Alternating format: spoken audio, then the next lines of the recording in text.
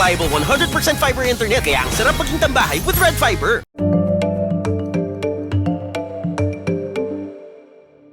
Aboitiz Group Chief Executive Officer Sabin Aboitiz is chosen by President Ferdinand Marcos Jr. to lead and convene the private sector to help the government meet its economic objectives. Aboitiz is the lead of the Private Sector Advisory Council, a group which aims to report and give feedback to the President on policy developments happening on ground. The newly established council aims to help the government implement a robust infrastructure program, create more jobs, and ensure an optimum business landscape for Filipinos, among others. Aboitiz will be giving feedback on infrastructure and tourism.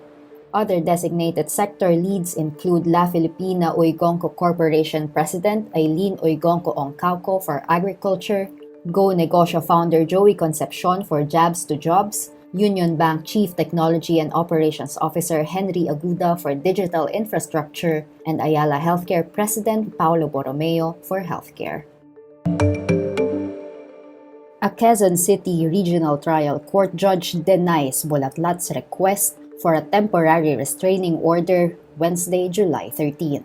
The TRO was supposed to be the quick remedy for the websites blocked by the National Telecommunications Commission upon the request of former National Security Advisor Hermogenes Esperon Jr. Judge Dolly Jose Bolante Prado deems the problem not urgent, despite Bulatlat.com losing half of its readership. Since some browsers have the ability to bypass the block put in place by internet service providers, some users can still access Bulatlat's website, including the judge on Wednesday. The main petition for the court to nullify Esperon's letter to NTC as well as nullify the memorandum to ISPs continue. May Parsons, the Filipino nurse who administered the world's first approved COVID-19 vaccine outside of clinical trials, receives the George Cross Award from Queen Elizabeth II on Wednesday, July 13, Manila time. Parsons represents the United Kingdom's National Health Service or NHS in receiving the award. In a tweet, the royal family says the George Cross is the UK's highest award for non-military courage. The George Cross is a really wonderful recognition of the bravery of our staff, of the courage that they've displayed throughout, and also their passion and compassion in everything that we do, and putting our patients first. On December 8, 2020, Parsons made history as she administered the Pfizer-BioNTech COVID-19 vaccine to then 90-year-old Margaret Keenan, the first person to get the vaccine approved for the public.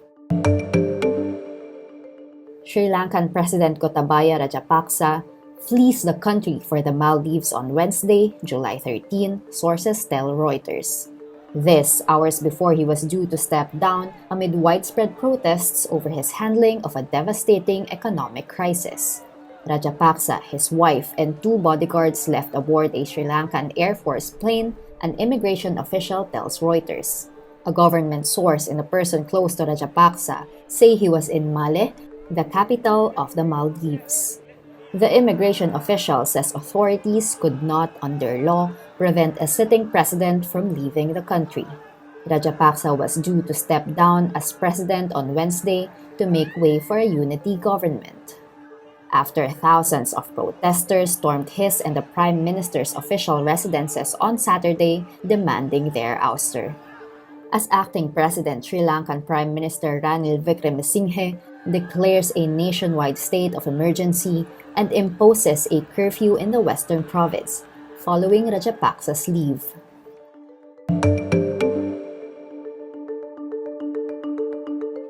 Former UAAP courtside reporter Agatha Uvero accuses her ex-partner, PBA player Paul Desiderio, of physical and emotional abuse on Wednesday, July 13. In a series of tweets, Uvero alleges how Desiderio subjected her to numerous violent acts during their relationship, including strangulation, biting, punching, throwing, and kicking. She also alleges she was physically abused while she was pregnant with their child.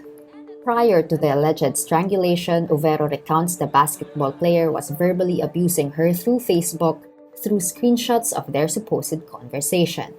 Last June 3, Uvero announced she and Desiderio separated.